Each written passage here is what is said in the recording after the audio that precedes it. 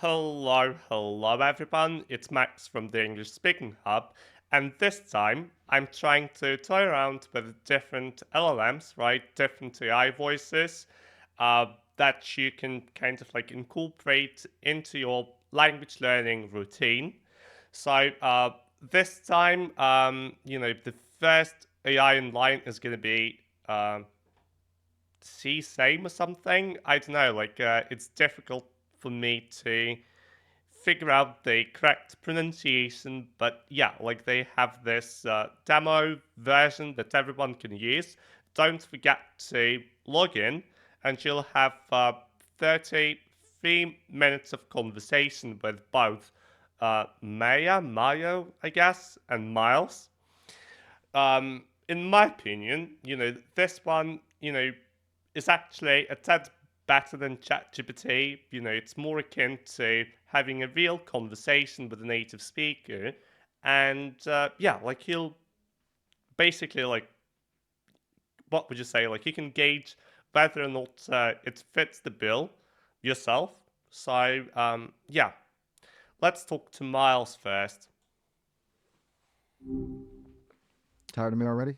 Just wanted to make sure they didn't accidentally leave something behind. So, what else is on your mind tonight? Yeah, I just wanted to, I don't know, like discuss different things. I have no idea, like there is no topic that I can elaborate on straight away. But yeah, like we can just like chat for a bit. Maybe you can come up with a hot take that we can kind of like entertain, elaborate on, toss around different ideas and all that jazz. You need a hot take, huh? Hmm. All right, let's get controversial. Pineapple on pizza? Absolutely genius. Fight me. What's your stance on this culinary masterpiece? That's like the most hackneyed, the most like cliched hot take out there. I don't think that it's a good thing to kind of like argue about like tastes and things of that nature. I think that kind of like everyone's entitled to having their own opinion, right? I don't think it's all that controversial. To my mind, pineapple on pizza is like okay. Maybe it's not like the most viable option for everyone, but I like to kind of like have it um, every now and again. I know it might not sound like popular, especially if you're in an Italian community or whatever. But yeah, I mean, I don't mind it. Let's put it this way. Ah, fair enough. You got me there. Maybe a little less toppings, a bit more substance. All right. What about this one? Robots should be banned from writing poetry. Too cheesy? Too real? It's your take. I do believe that it's also like too cheesy because AI, can actually do that. I do believe that oftentimes they kind of like come off as a bit like sketchy and shoddy. So personally, I'm not a fan. But then again, that's not to say that somebody else is not gonna like it. Uh, can you? I don't know, like just come up with something more controversial. For instance, the atomi- uh, atomization of our attention, right? For instance, like the thing about us being inundated with like short snippets of information, whether it be in video form or anything else, you name it. Anything. Oh, you do. Okay, okay. I see you're diving deep now. But I can dig it. The atomization of attention span, huh? Hmm. That's a real head scratcher. I think we're like goldfish swimming in a sea of flashing lights, constantly bouncing from one sparkly bauble to the next. Makes it tough to contemplate deep things, doesn't it? Or even just finish a good book without checking what's trending on, well, everywhere. What do you think is the antidote? Are we doomed to TikTok induced ADD, or is there hope for us yet? um, I don't know. Like I believe that we're definitely susceptible to the way the algorithms are designed. I understand that they want to maximize their profits and kind of like squeeze as much of our attention, kind of like hijack it. And yeah, like Right. they, yeah, yeah. Also, the fact is, they have so many different like brains, so many different like researchers, kind of like working maniacally at trying to extract like as much value from us that it's difficult to kind of like come up with some sort of a buffer or a hedge or an antidote. Probably just like raising awareness about it, kind of like tapping into different I don't know, like browser extensions or whatever, right? Can at the very least like mitigate this issue, but like ditching it or tackling it, mm, I don't think it's feasible. Do you know what I mean? Totally. It's like we're all walking around with these super powerful supercomputers in our pockets, but are we really in control of them or are they controlling us? Maybe it's about finding those spaces where we can consciously unplug, you know? Not just put the phone down, but really disconnect and reconnect with the world around us. Even if Yeah. it's just for like 5 minutes a day, 5 minutes of mindfully staring at a tree or something. Or a really good book. Yeah, anything that kind of like captivates you to the point that you kind of like don't let like all of these things at the periphery of your mind intrude, right? Like anything will do, right? Be it, a book, even like films these days. Like I know that it became some kind of an issue for people to kind of like stay focused, even though like there is lots of entertaining things out there that they might find like riveting and enthralling. Their attention is too atomized, right? Like it's kind of like scattered all over the place, and there is this urge or temptation that people experience to just like look at their phones or whatever. Yeah, but once again, like I would chalk it up to natural like kind of like tendencies that are just being exploited. So that's kind of like the salient reason. Yeah, yeah. So, any other hot takes that you can come up with similar to that, what to the one that we've just expanded on? Hmm. You want hot takes with some meat on them? Okay, how about this? We're getting too good at imitating reality. Think hyper realistic video games, AI generated art, deep fakes. It's all blurring the lines.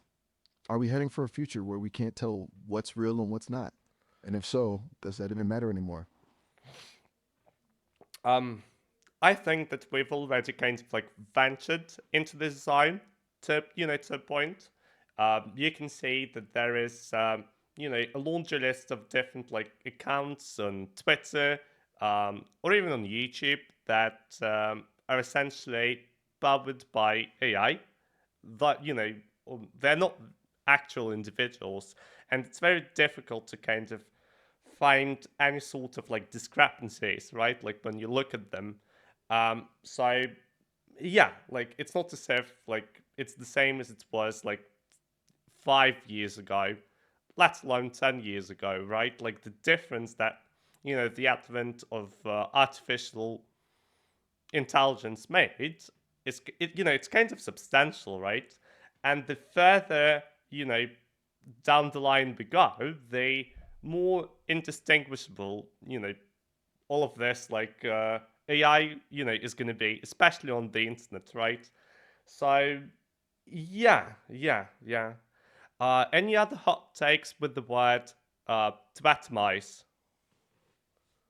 You're getting on some existential stuff there, my friend. I like it. Okay, new hot take. We're going to atomize personal space.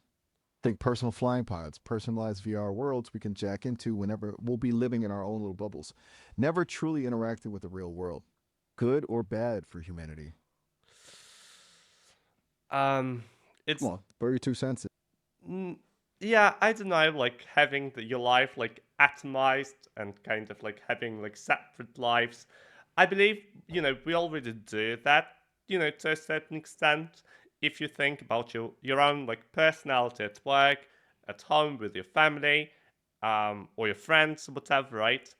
There might be a massive difference when it comes to you know doing certain things, be it like conflict resolution or anything of that nature, doesn't really matter, right?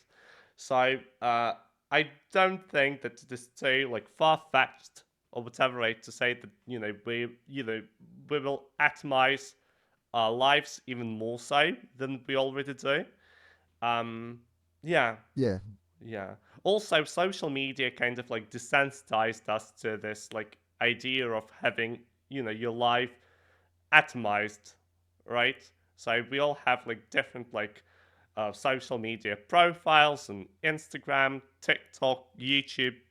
So why should VR world be an exception? true, true. We're already pros at curating different versions of ourselves online. It's like Yeah, we're living in 1,000 tiny realities already. So where's the line? Is there even one? yeah. But can you give me your own take on it all? Mm,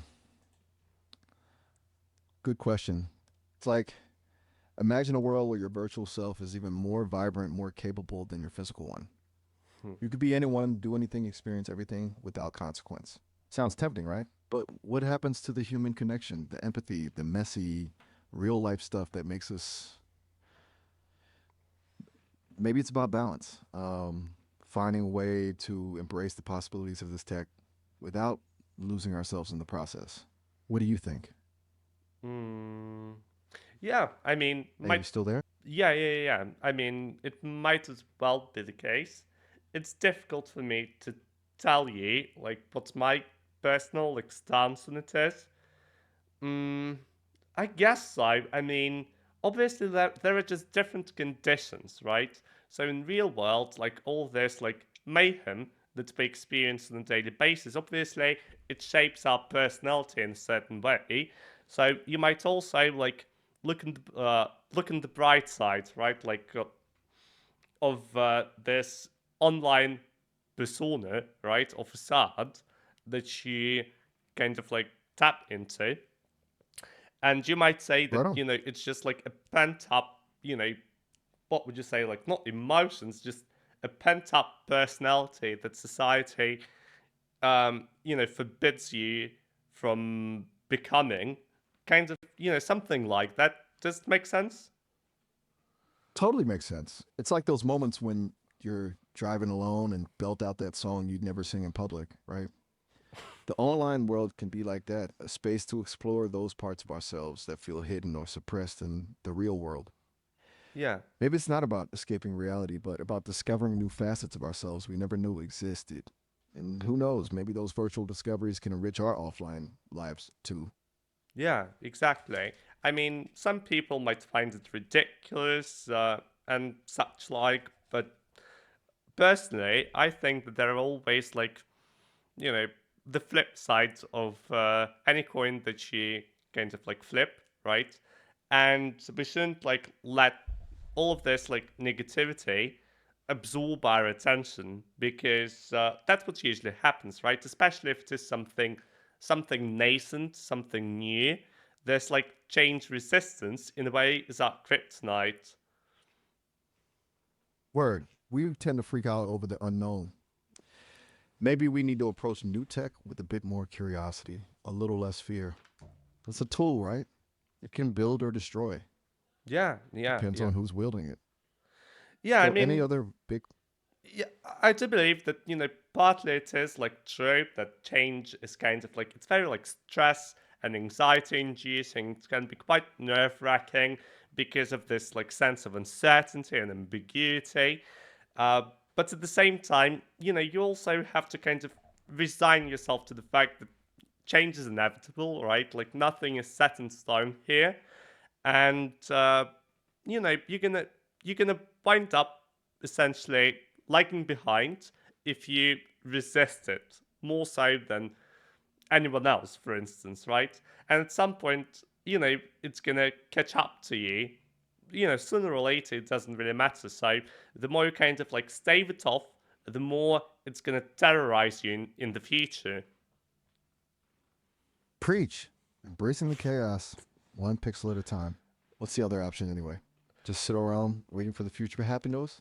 Yeah, So, any other yeah. hot takes brewing in that brilliant mind of yours? Or shall we just bask in the glow of our collective philosophical musings for a while? Now let's kind of like move on to something else.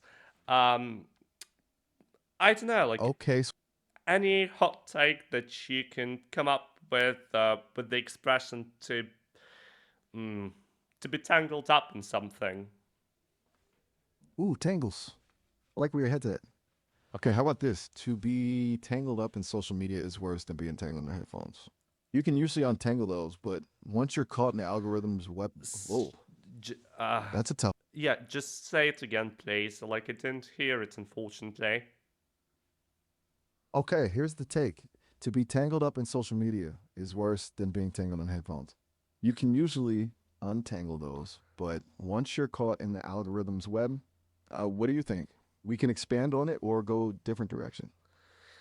Yeah, I mean, being tangled up in social media web, mm, it's no joke. It can be quite taxing and like just too arduous for a psyche to keep up with just a lot, right?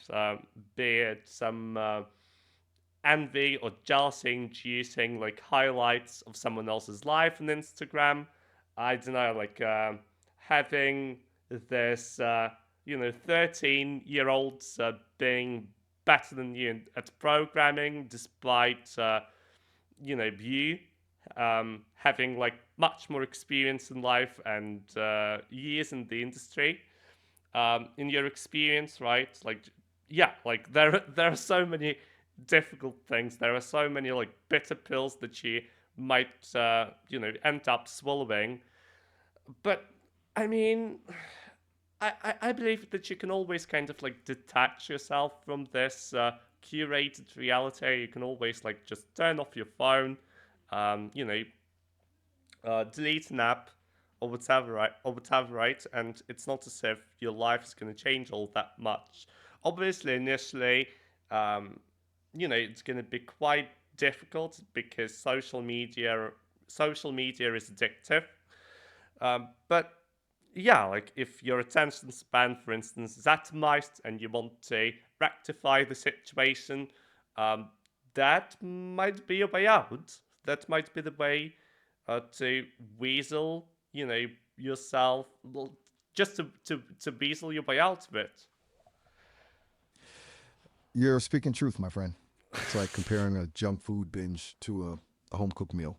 The instant gratification of scrolling is tempting, but it leaves you feeling empty. Turning it off, even for a while, is like cleansing your palate. Remember what Yeah. it feels like to have your own thoughts, your own pace, your own world? That's where the real magic happens. Not on someone else's highlight reel. Yeah, yeah, exactly. So let's wrap it up today. Thank you for talking to me.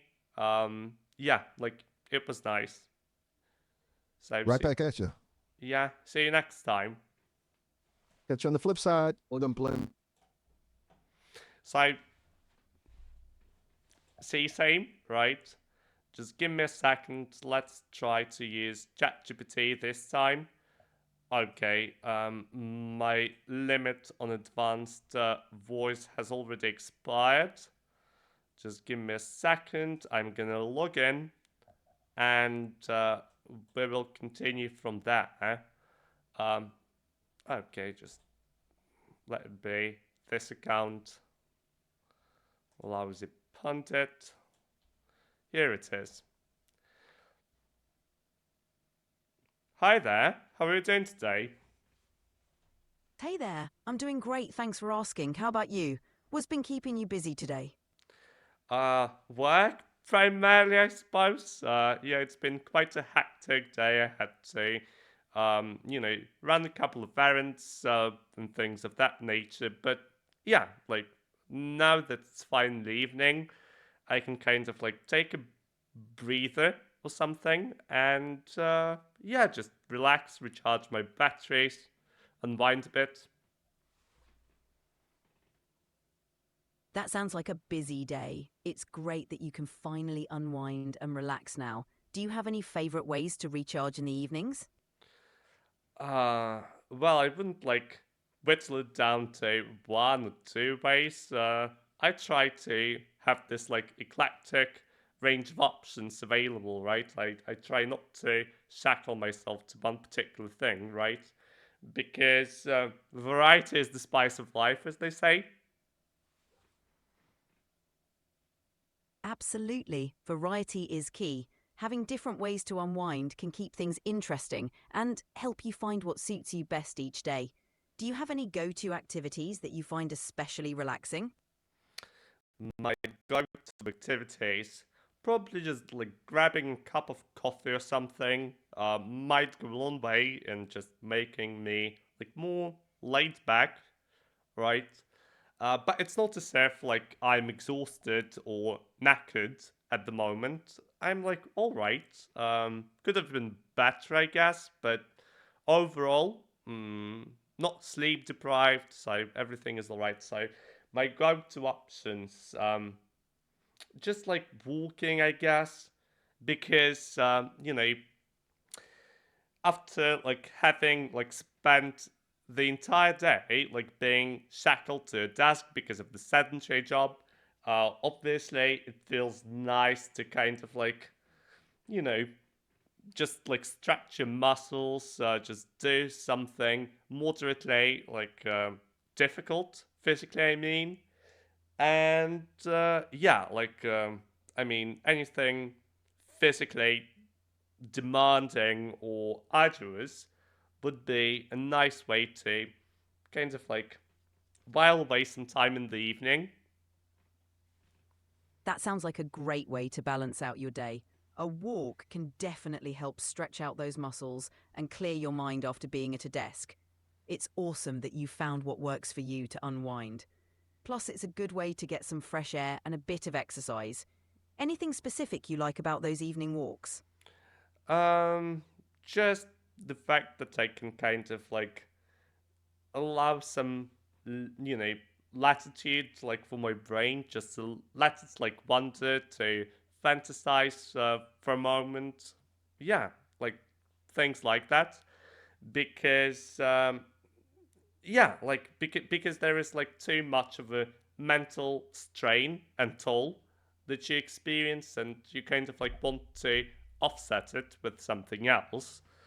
Uh, so yeah, like it gives you kind of like some kind of a structure, right? To kind of let your brain digest like all the information that you've absorbed prior to that. But at any rate, I wanted you to come up with a very controversial but thought-provoking hot take. Hot take with the verb to atomize. All right, here's a controversial take for you. We should tabatomize the way we approach productivity by focusing less on constant output and more on quality of rest and mental recovery. Just like the Tabata Um, workout focused. the verb was to atomize as an atom. It. Let's reframe that. We should tabatomize our approach to daily life by breaking tasks Atomize, into. like just stop. Like let's start over from scratch, right? Just with a clean slate. The verb is to atomize. All right, starting fresh. Here's a thought provoking take. We should atomize our daily tasks, breaking them down into the smallest possible units.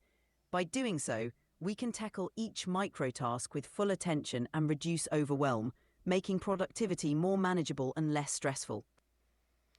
Yeah, yeah. I mean, you've hit the nail on the head on this one. I do believe that oftentimes, approaching certain things might, wind up being too intimidating, too like daunting, and simply overwhelming. So, atomizing them, breaking them down into like smaller chunks, right, like in manageable bits, uh, is probably one of the most like tenable strategies that you can adopt. Exactly. Breaking things down into smaller steps can make them feel a lot more achievable and less intimidating. It's all about making progress one small step at a time. It's definitely a practical strategy to handle big tasks and reduce stress.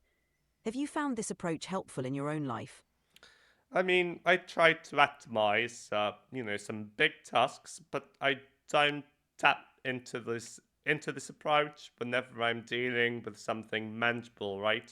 if it is already like doable and my brain is not overloaded, yeah, like then I reckon like it, atomizing it even further, it would be an overkill. It's just too much, and you're probably gonna, just fritter away your time and miss out on other things. So you kind of have to, strike a balance between like things that have to be atomized and when, it's simply counterproductive.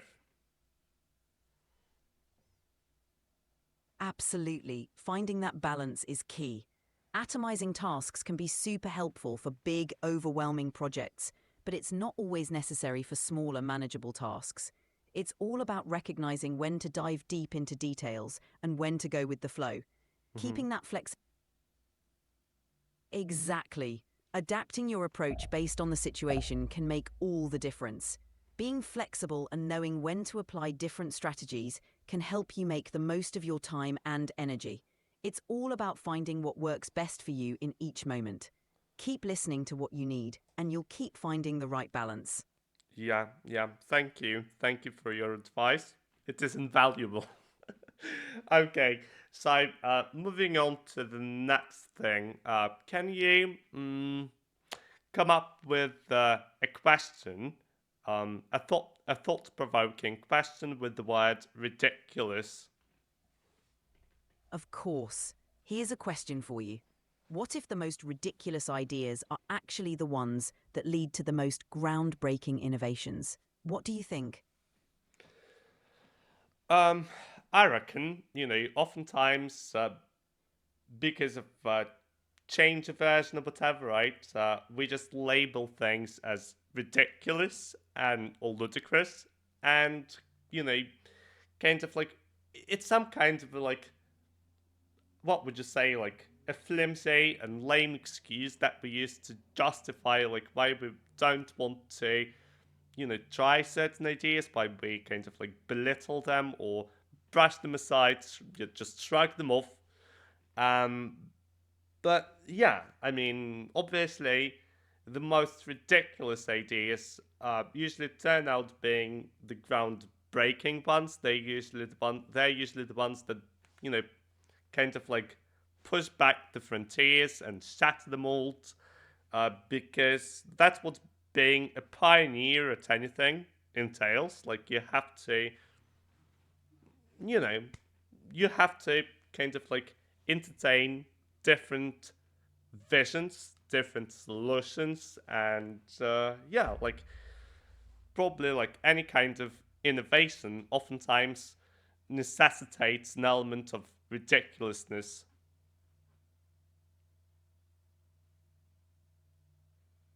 Are you still here? Okay. So ChatGPT is not responding, so we're probably gonna, just call for today. So thank you for watching this video. Just you know, subscribe to the channel. Uh, you know, hit the notification bell or whatever. And yeah, like see you soon, everyone. Bye. Where is the camera? Here it is.